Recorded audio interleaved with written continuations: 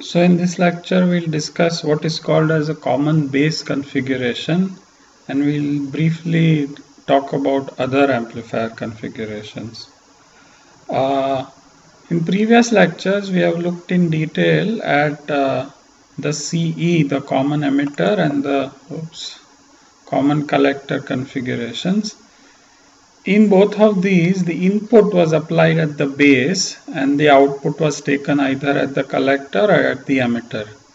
And what we found was that the CE circuit gives a large gain and moderate input and output resistances. The common collector circuit, or the emitter follower, gives a near unity gain, a large input resistance and a low output resistance. So now we ask, what if we apply the input at the emitter and take the output at the collector or at the base?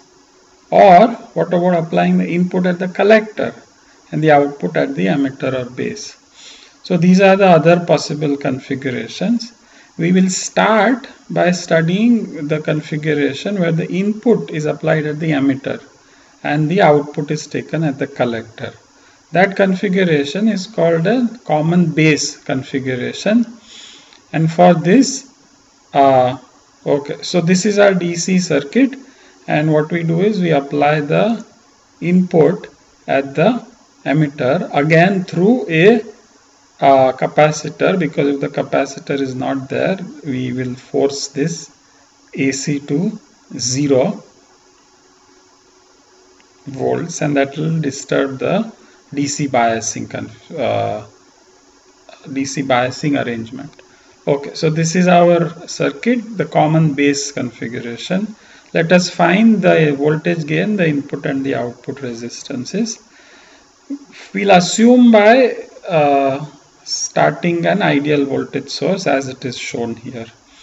Now again, you recall that given any amplifier circuit, the way to solve this is to first solve the DC and then solve the AC and then put it all together, which is kind of understood. We are using the same DC circuit as ever before, so we don't need to solve it here. We've already solved it, and if you recall, the collector current was 1 milliampere, and everything else is really not relevant for our discussion here. So okay, so let's solve the AC circuit. So we first of course draw the AC circuit. So we replace the transistor with its hybrid pi equivalent circuit. Everything else remains the same.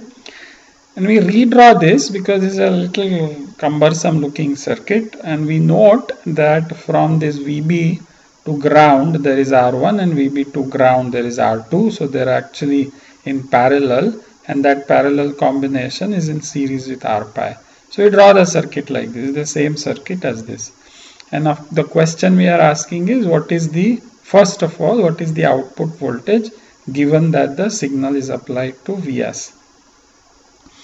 Now notice that there is actually very little solving we need to do this for this circuit. This node voltage is already known, it is Vs.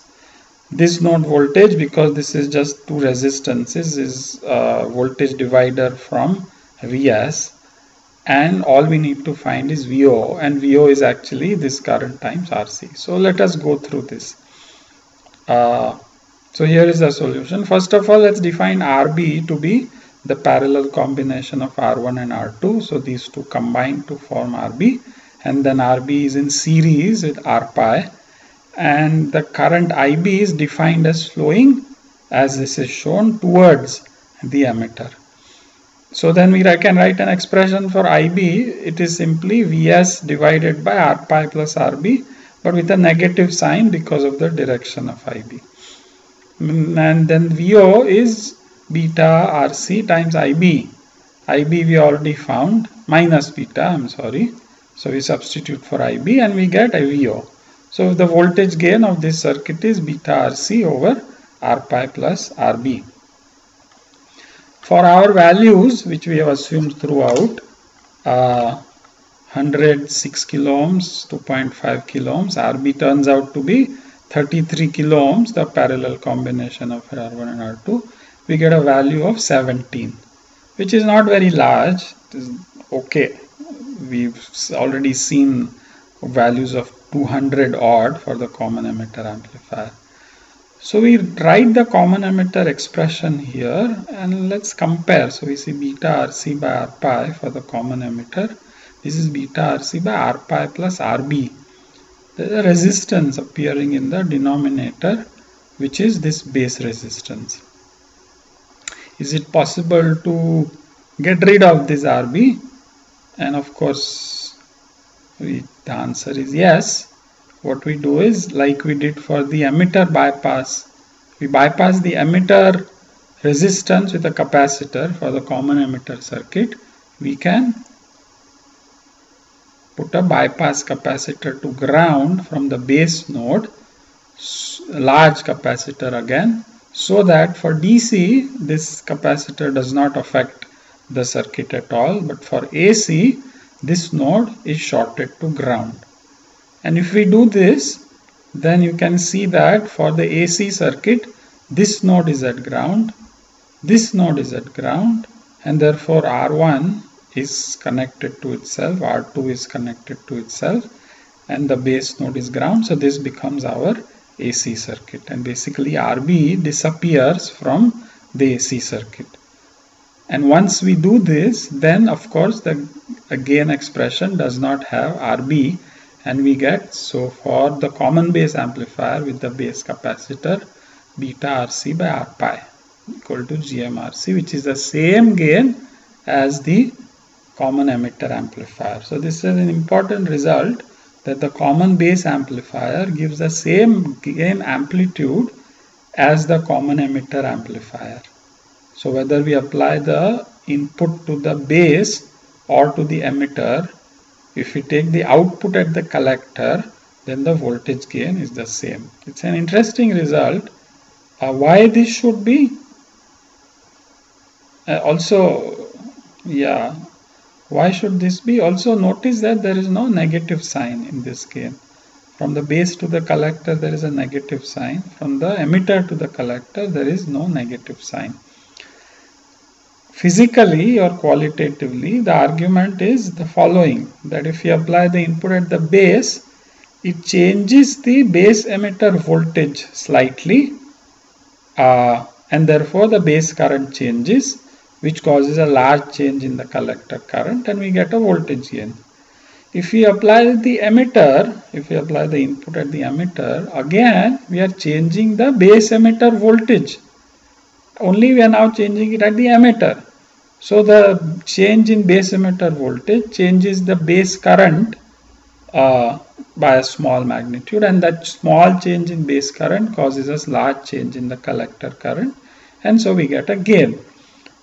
This is why the gains are equal. The signs are opposite, because if we increase the base voltage, the base current increases, collector current increases, and the output voltage decreases. If we increase the emitter voltage, the base emitter voltage decreases, the base current decreases, the collector current decreases, so the output voltage increases. That's why the difference in the sign, but the magnitudes are the same. Let's also find the input voltage, the input resistance of the common base amplifier. So how do we find the input resistance? We are asking the input resistance of this circuit. Vs is connected here. So the way to find the input resistance is simply find Vs by Is. Thevenin's theorem. In the input AC is applied, find the input current supplied. The ratio gives the input resistance. So this current Is consists of three components: the current through Re, through R pi, and this current. So this Vs by Re minus Ib minus beta Ib. So it's written here Vs by Re plus Vs by R pi plus beta Vs by R pi, because Vs by R pi is minus Ib. And so we get Is by Vs. If you look at this expression, Is by Vs is 1 by Re plus 1 by R pi plus beta by R pi. Basically, or in other words, 1 by Re plus 1 plus beta by R pi. So we can think of them as two resistances in parallel, Re and R pi by 1 plus beta. So we say Rin is equal to Re in parallel with R pi by 1 plus beta. And usually R pi by beta is much smaller than Re. So we can say this is approximately R pi by 1 plus beta, and 1 plus beta is beta, so R pi by beta equal to 1 by Gm. So the input resistance of the common base amplifier is 1 by Gm. R pi by beta. When you think of numbers, if you recall, 2.5 kilo ohms by 100 is beta, so this is 25 ohms. So the input resistance of the common base amplifier is very small. Alright, so let's draw these conclusions. So the CB configuration has the same gain as the C configuration, but I emphasize that this is only true for an ideal signal source. If the signal source is not ideal, then the common base configuration has a much smaller gain. So that comes from here. The Rin of a common base is very small, and because Rin is small, the common base stage does not make a good voltage amplifier, because as we have seen, a voltage amplifier requires a large input resistance, and the input resistance of this is small. And because the input resistance is small, if the signal source is not ideal, so that if the signal source has some source resistance Rs, then the loading because of Rin will be so high, because Rin is so small, that the input signal by the time it reaches the emitter would be significantly attenuated, and therefore the voltage gain of the common base configuration when there is a source resistance is very small. Alright, so the common base is hardly ever used as a voltage amplifier except here in 3. So we'll talk about that. So where are common base amplifiers used? They are used in 3 applications broadly. The first is as parts of what is called as a cascode configuration. This we'll study later. I'm not going to look at it now. We'll come back to it after a few lectures. Second, as a current buffer. We've looked at voltage buffers. So we said voltage buffers have a large input resistance and a unity voltage gain. A current buffer requires a small input resistance and a unity current gain. And a common base has a small input resistance, and if you think about it, the current gain is unity because the input current is the emitter current, the output current is the collector current, and they are basically equal. So the CB is used often as a current buffer. We will not study current buffers because this entire course, as I have mentioned before, is largely about voltage amplifiers, not current amplifiers. The third use of the common base configuration is as an input stage in communication receivers, that is circuits that receive signals in communication, that means from the air basically. The wireless, all wireless communication systems, including radios, TVs, where a signal is picked up from an antenna and received and processed. So let's look at this for just a couple of minutes. So let's say, so I've said radio receiver. By radio I just mean any electromagnetic signal or wave that is picked up by an antenna. So an antenna picks up an electromagnetic wave, the antenna converts it to an electrical signal, and the first thing that the receiver actually is a very elaborate complex circuit. The first stage of the receiver will be an amplifier, because the signal received by the antenna is very weak, and the first thing that one must do is amplify the signal. So you have to convert this block diagram to an equivalent circuit. We say the antenna can be represented by a Thevenin's equivalent, the voltage of the signal received and the Thevenin's resistance of the antenna, and the amplifier will have some input resistance. So we represent I'm showing only the input side of the amplifier by a Thevenin's resistance, which is the Rin. the antenna will be very, very small, microvolts, nanovolts, picovolts, etc. So the voltage is small, the power received is also small. Now because it is very small in all such communication systems, it is important that the power received by the amplifier is the maximum possible. We want maximum power to be transferred from the antenna to the amplifier.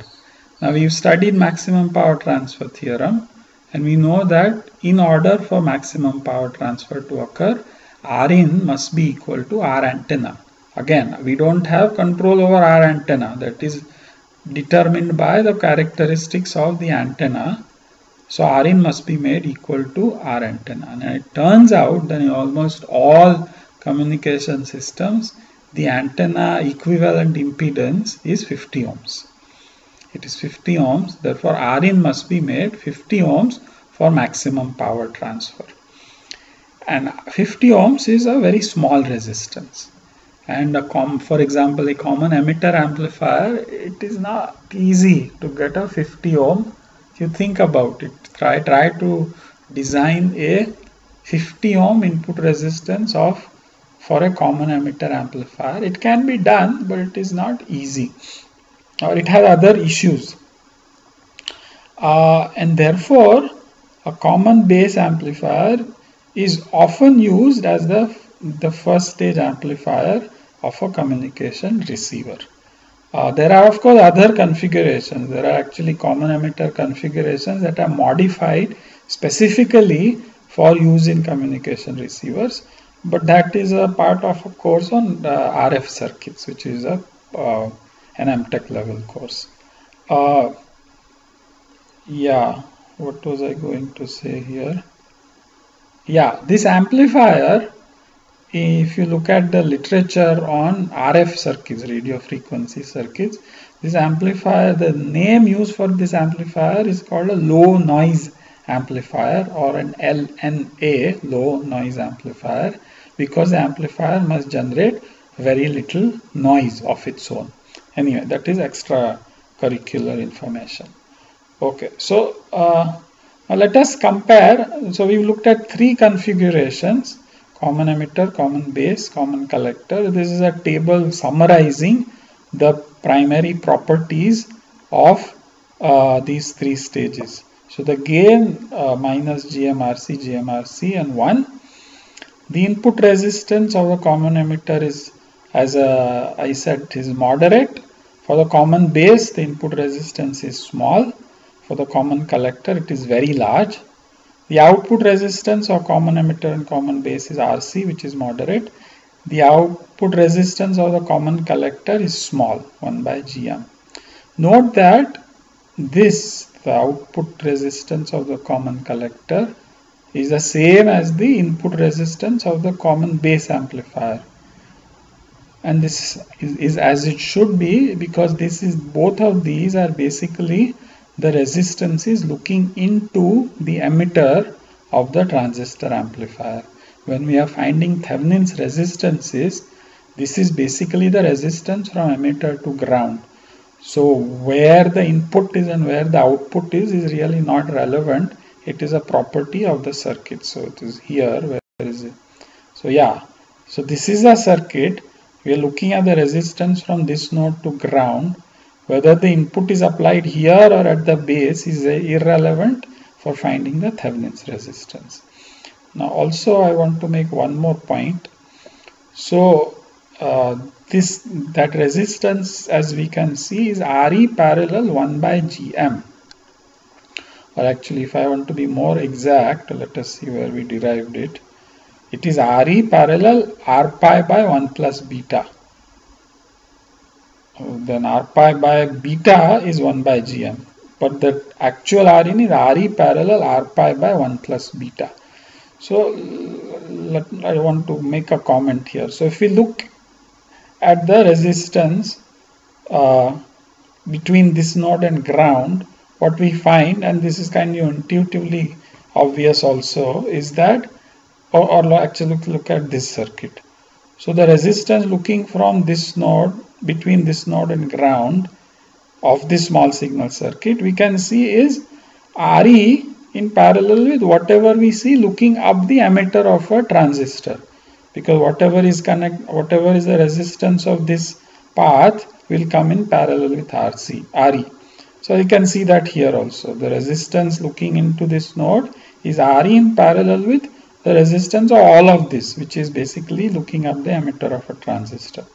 So what that means is that the resistance looking up the emitter of a bipolar transistor is R pi over 1 plus beta.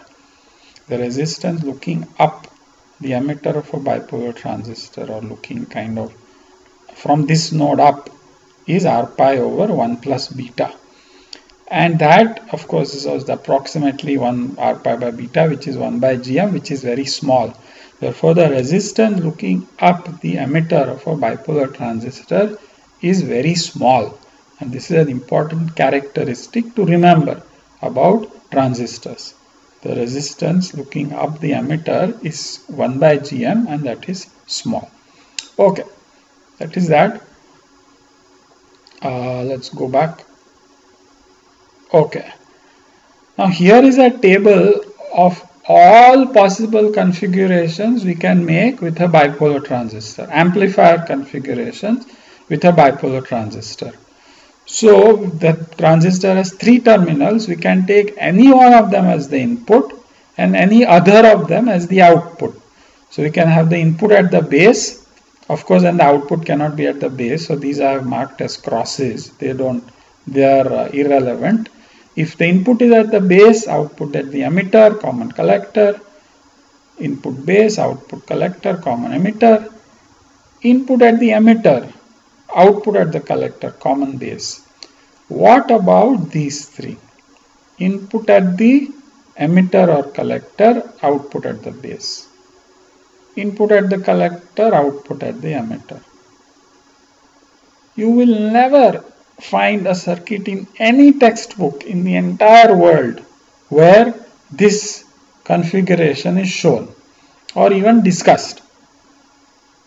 It is never shown except in my exams. Why is it never shown? Okay, so you answer this question. The answer will come if you find the voltage gains of these 3 configurations, these 3. So you take the same circuit, go back to the circuit. Which circuit? Let me see. This circuit. This circuit, you apply the input at the emitter, find the output at the base. Apply the input at the collector, find the output at the base, find the output at the emitter. Alright, of the small signal, of course. I'm talking about signals. So apply the input signal at the emitter, find the voltage at the base in the AC circuit, and similarly for the other 3 configurations. Alright, and when you do that, you will find the answer to the question why this is never used in real life. Alright, this is of course a big hint. That's why you should do the homework. Alright, next lecture we will put together all our amplifier circuits, the common emitter, in fact specifically common emitter and common collector, and we will start the design of a high gain, high input resistance, low output resistance amplifier. So we've done individual stages. Now what we want to do is we want to put together multiple stages to get an amplifier that has a much more greater performance compared to our single stage amplifier. So that will be starting next lecture. Okay.